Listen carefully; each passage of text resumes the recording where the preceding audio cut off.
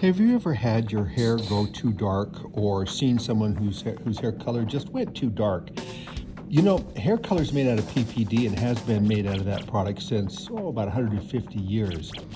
Even so, When you make a color, any color, you're using a concentration of or a dilution of paraphenylene diamine. That means that, say for instance, you have a blonde color.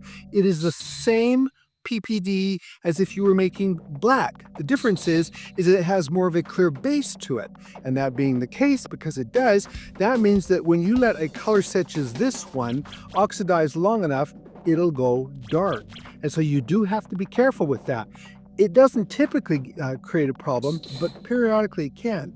Say, for instance, the hair that you're doing is very, very porous. Can a blonde go black? Well, this is a level 8 that I left out. No developer or anything like that, I just left it out. Look how dark that is. That's incredibly dark. It's certainly not an 8, is it? It's not a medium blonde at all. What it is it's a very dark brown. That no matter what color you're using, it's basically a dilution of it. Here's a good way to look at it. If you had number 1 or black in a glass, and the glass was instead of color, let's say it was coffee, then the number 1 would be black coffee.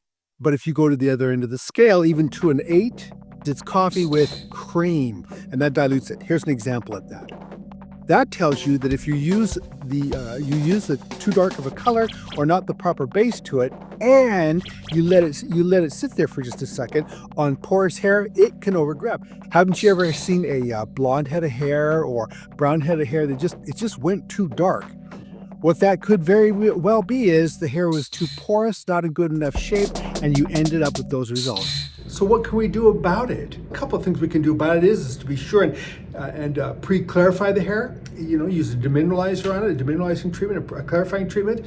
Afterwards, make sure that we have properly proteined the hair.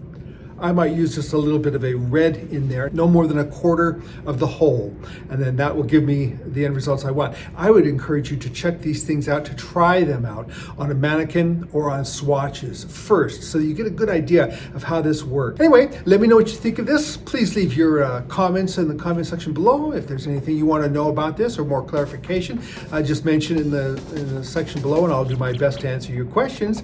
Consider subscribing and joining us here at Perry Kinney Hair Coach. Thank you for your time and have a great day.